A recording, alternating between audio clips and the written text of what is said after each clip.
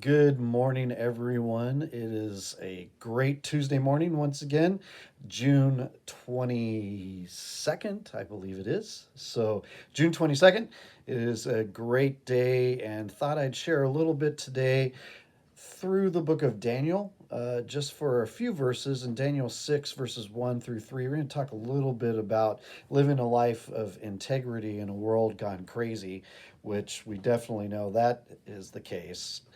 Daniel 6 1 says this: It seemed good to Darius to appoint 120 satraps over the kingdom, that they should be in charge of the whole kingdom, and over them three commissioners, of whom Daniel was one, that these satraps might be accountable to them, and that the king might not suffer loss. Then this Daniel began distinguishing himself among the commissioners and satraps because he possessed an extraordinary spirit, and the king planned to appoint him over the entire kingdom. And once again, that was in Daniel chapter 6.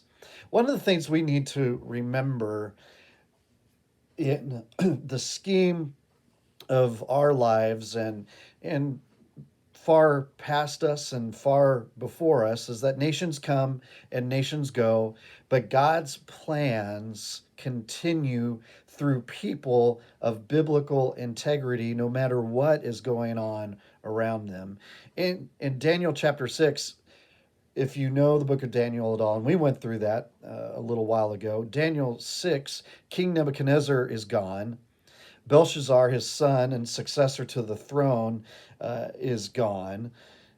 And the great Babylonian Empire has fallen into the hands of the Medo Persians, and a king identified as Darius is ruling the empire. And amidst all of those changes, two things remained consistent. Daniel distinguished himself among his peers, and God kept exalting him. Daniel served in Babylon, if you remember, for 70 years under three kings, each of whom recognized him as a man of unique wisdom and integrity. King Nebuchadnezzar said of him, it said, made him a ruler over the whole province of Babylon and chief perfect over all the wise men of Babylon. And why did he do that? It's because of his wisdom, his integrity. King Belshazzar clothed him with purple and put a necklace of gold around his neck and issued a proclamation concerning him that he now had authority as the third ruler in the kingdom. That's in Daniel 5. And now Darius is about to appoint Daniel as the prime minister over everything. And within a year, the king will issue a decree for the Jewish people to return to Judah, thereby ending the 72-year Babylonian captivity.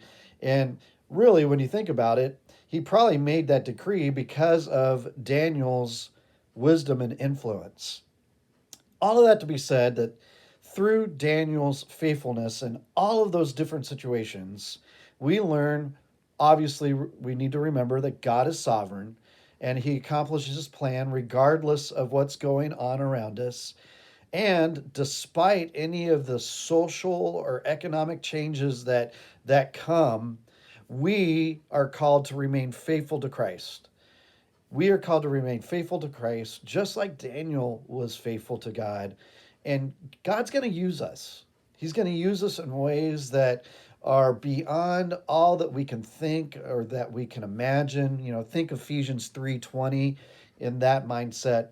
But he's going to use us no matter what. So my encouragement today is to be that person of biblical integrity, and that's a person who, according to the Bible, is one that lives God's word out, that obeys God's word, that tells the truth in all circumstances, and shares God's truth in all circumstances, and lives for Him in all circumstances, no matter what the pressures of society are on us. So that's my encouragement today and for this week, is just to be that person of integrity.